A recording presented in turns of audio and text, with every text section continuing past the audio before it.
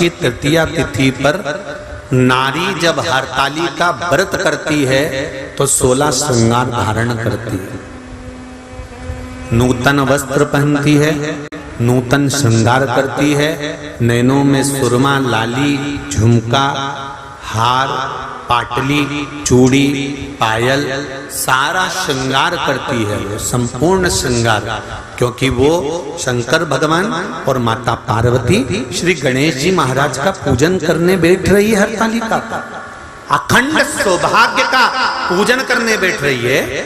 कुंवारी कन्या भी अगर हरतालिका तीज का व्रत करती है तो वो भी श्रृंगार कर कर बैठती है, भले मांग नहीं भरती पर श्रृंगार करती है, पूर्ण श्रृंगार।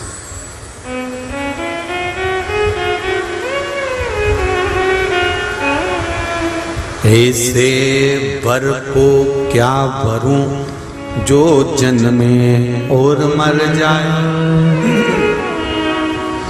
वर वरूं मेरा सांवरा तो मेरा चूड़ा अमर हो जाए।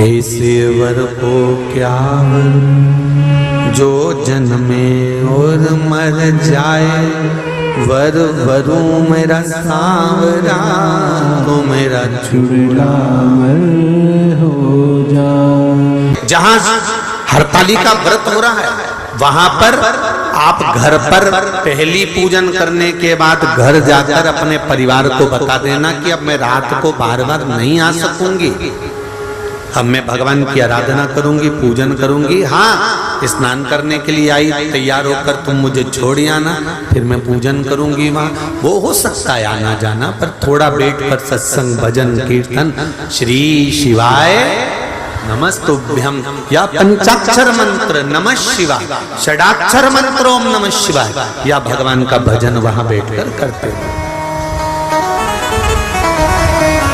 क्रोंच गंधर्व ने गड़बड़ी कर दी, मनोमयी ने शंकर जी की आराधना करी, पूजन करी और अपने पति से कहा, स्वामी स्वामी क्या बात है मनोमयी, एक निवेदन करना चाहती हूँ, बोलिए क्या आप शंकर भगवान का विसर्जन कर कर आ जाएंगे? हाँ चले जाता हूँ।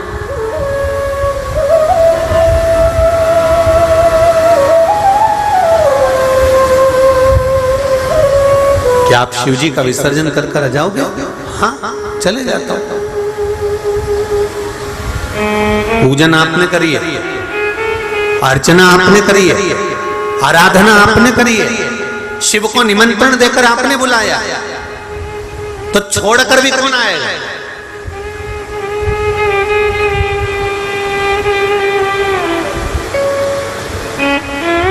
एक गलती हो गई, मनोमयी कक्ष में रह गई, शंकर भगवान को पाटे पर, जो भगवान शिव चौरंग पर पाटे पर केले के पत्ते पर बने थे, पूजन जो हुई थी, वो सोबरी ऋषि लेकर चल दिए।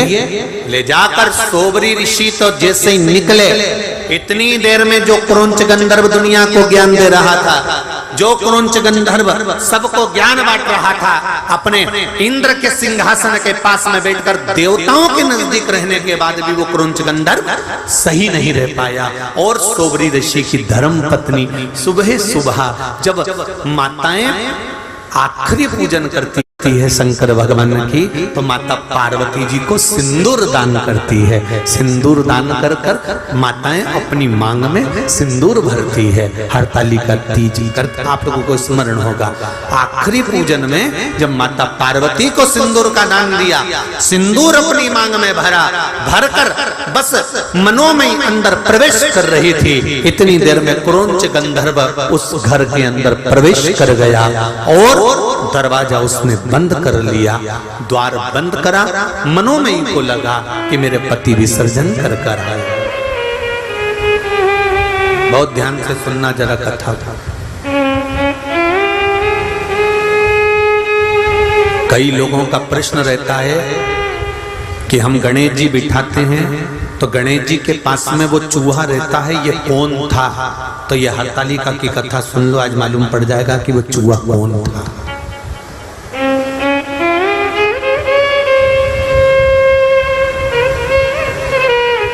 कई लोगों का प्रश्न है कि गणेश जी के साथ जो चूहा रहता है, हम गणेश जी बिठाते हैं तो चूहा साथ में रहता है, तो वो चूहा कौन था? तो उनको मालूम होना चाहिए कि चूहा कौन था, क्या गड़बड़ी कर गया था कि चूहा बन गया था। स्मरण होना चाहिए आप लोगों को।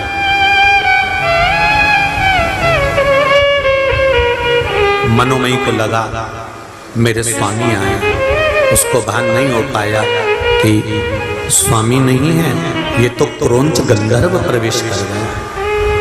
और गलत सोच से, गलत विचार से।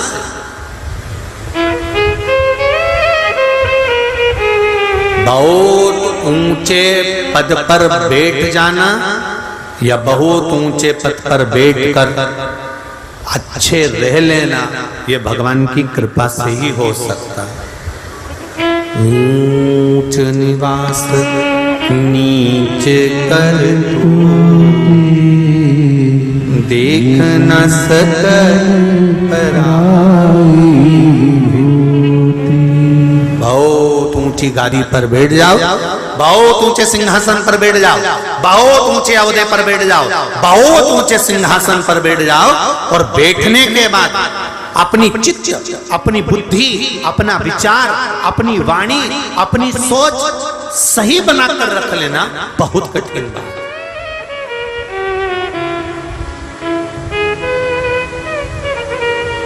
एक भगवान से एक प्रार्थना जरूर करना आप लोग। मैं तो निवेदन करूंगा हिंगोली वासियों से भी, आस्था चैनल पर कथा सुनने वालों से भी, फेसबुक यूट्यूब पर कथा सुनने वालों से भी निवेदन करूंगा, भगवान से प्रार्थना करना, भगवान हमें ऊंचे सिंहासन पर बिठाना, हमें ऊंची गादी देना, हमें राशि ठाड़ देना, हमें दुनिया का सारा सुख देना, पर इतनी कृपा करना कि अपनी वाणी से, अपने द्वारा हम किसी को नीचा ना दिखाएं। अपनी वाणी से, अपने द्वारा हम किसी को नीचा ना दिखाया जाए, किसी को हमारी वाणी से चोट ना लगे, किसी को हमारी वाणी से कोई घात ना पहुंचे।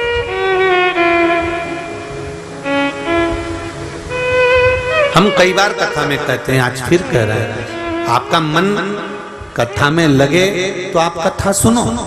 आपका मन करे कि सियोर वाला महाराज कथा कह रहा है, उसमें कुछ शांत तत्व है तो आप सुनो। नहीं है, आपके हाथ में रिमोट है, आप टीवी बंद कर दो। बहुत सारे महाराज आ रहे होंगे, चेंज कर दो तुरंत, बटन ही तो दबाना है, महाराज चेंज, उसमें क्या दिक्कत है? और दिल करे तुम्हारा कि हाँ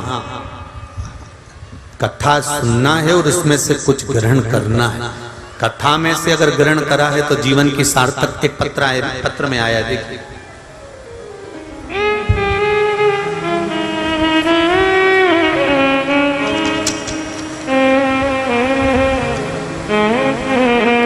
अंजुलेश नवीन जायसवाल हिंगोली से हैं, कहीं बैठे हो तो हाथ हिलाइएगा। आप ही हैं? श्री शिवाय नमस्ते। दोनों 9 के बाद उसी दिन सोनोग्राफी करवाई, अटैक आ गया, एक्सीडेंट हो गया, वेंटिलेटर पर पड़ा है, तो विद्वान से विद्वान ब्राह्मण एक ही बात कहेगा कि महामृत्युंजय का पाठ करो, शिव का नाम लो, शंकर को याद करो, जो मृत्यु को भी जीत सकता है वो इसको बचा सकता है, बाकी का सामर्थ्यता के अनुकूल नहीं। महाराज एक निवेदन है, जब हम दुख की घड़ी में होते हैं, फिर निवेदन है, एक शंकर का चरण अगर पकड़ लिया तो ये विश्वास मानना वो किसी के आगे तुम्हें झुकने नहीं देगा, तुमको संभाल किसी के आगे झुकने नहीं देगा।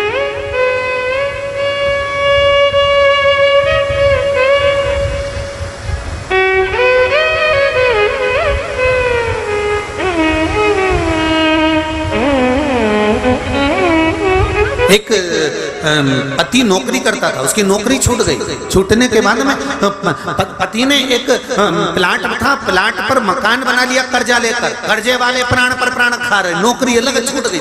पत्र है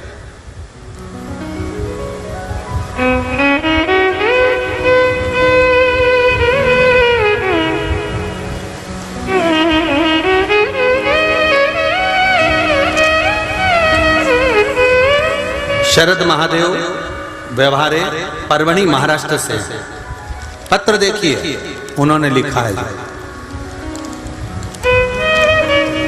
मेरा नाम शारदा महादेव व्यवहारे, मैं परभणी महाराष्ट्र से आई हूँ। कई बेटी हो तो हाथ हिलाइएगा।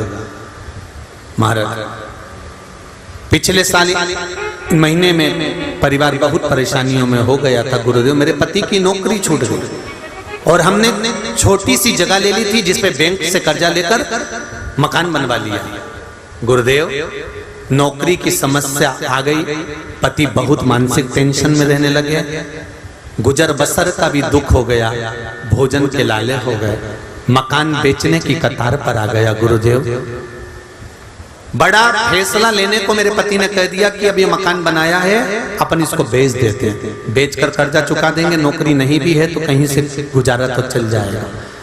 फैसला लेकर एक तरफ मकान था, दूसरे तरफ पति का टेंशन था कि ये बीमार ना पड़ जाए, तो हमने भी कह दिया ठीक है, मकान को बेच दो, और मकान बेचने का फैसला किया गया। तभी आपकी और आपके शिव महापुराण के बारे में मेरी सहेली ने कहा, उसे सुन और सुनकर टीवी के सामने ही भगवान से प्रार्थना कर और जो उपाय बताए वो कर। तभी आपने पार्थिव शिवलिंग का निर्माण करवाया, जो इंदौर से पार्थिव शिवलिंग का निर्माण आप लोगों ने भी करा होगा। श्रावण के शिवरात्रि पर जब निर्माण करवाया तब हमने उस पार्थिव शिवलिंग का निर्माण किया और बाबा की कृपा ऐसी हुई गुरुदेव कि मेरे पति को उस पूजन करने के तीसरे दिन ही जॉब लग गया और हमारा मकान बिकने से बच गया। ये शिव है, ये शंकर है। शंभू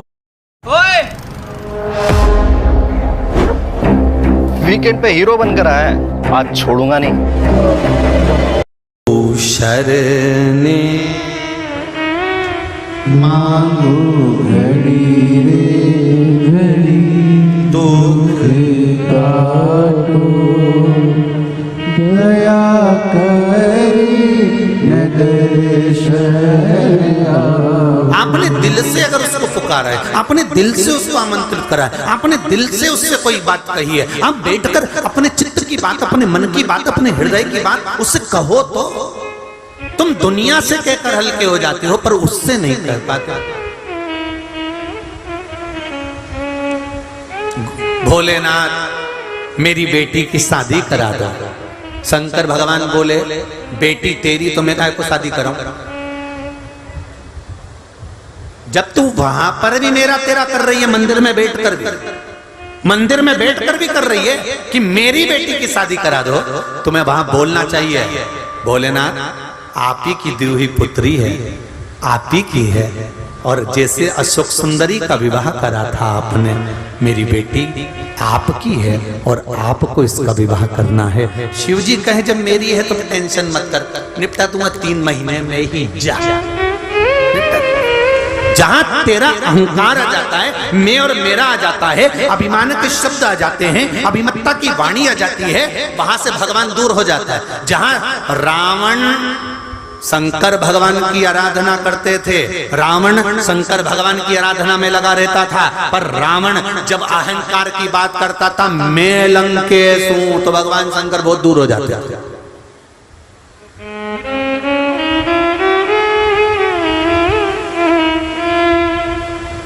घर मेरा, परिवार मेरा, कुटुंब मेरा, कबीला मेरा। एक सेठ जी हमेशा यही के रोते थे, मेरा परिवार, मेरा परिवार। मुझे इतना चाहता है, इतना कि मैं 1 मिनट नहीं दिखूं तो हमारा घर का लोग मुझे ढूंढने निकल जाता है। तो इतने में गुरुजी आए उनके गांव में, गुरुजी ने कहा तुम्हारा परिवार तुम्हें इतना चाहता है, हम भी देखना चाहते हैं कितना चाहता है, तो एक काम करो ना, थोड़ी आधा घंटा के लिए मर जाओ। तो क्या आधा घंटा के लिए कोई मरता है क्या? नहीं, बस तुम ऐसा पानी पीते पीते लुढ़क जाना। गुरुजी बोले हम डॉक्टर को बुलवा के खिलवा देंगे, ये मर गया, उठना मत ही, बस हो आधे घंटे बाद हम उठा देंगे, हम भी तो देखें तेरा परिवार कितना तुझे चाहता है। वो शंकर बैठा मिलेगा हर पल, हर घड़ी, हर क्षण। जो भक्त हो महा दिन में नहीं मिलता, सुबह नहीं मिलता, दिन में बेटा आ जाए तब चले जाओ। तो कहो शंकर के मंदिर कभी भी जा सकते हैं, तो शमशान जाने के लिए कोई मुहूर्त देखा जाता है? कोई मर गया तो तुमने कभी सुना? पंडित जी को पंचांग में देखो जरा, हमारे दादाजी मर गए, इनको कितनी बजे ले जाए, जरा देख के बता। शमशान जाने का मुहूर्त नहीं होता, शंकर भगवान के दरवाजे पर जाने का कोई मुहूर्त नहीं होता। शिव जी कहते हैं जिंदगी भर मुहूर्त देखने वाला भी अंत में बिना मुहूर्त के चला जाता है। कोई मुहूर्त शंकर के पास का नहीं होता। शंकर तो अड़भंग बैठा है, कैलाश पर्वत में दरवाजा नहीं है। तुमने कभी सुना कि कैलाश पे दरवाजा, इधर से जाना दरवाजा है, उधर से जाना? भगवान के बैकुंठ में दरवाजा है, इंद्रलोक में दरवाजा है, ब्रह्म